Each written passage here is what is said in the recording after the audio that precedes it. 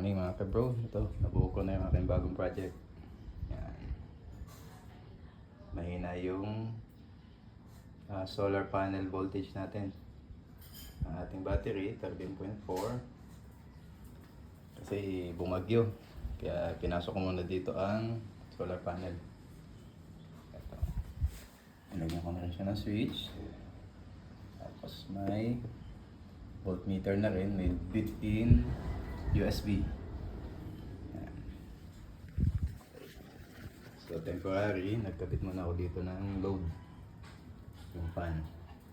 So ikutin natin. Ito yung kanyang speed controller. Yan. Yun.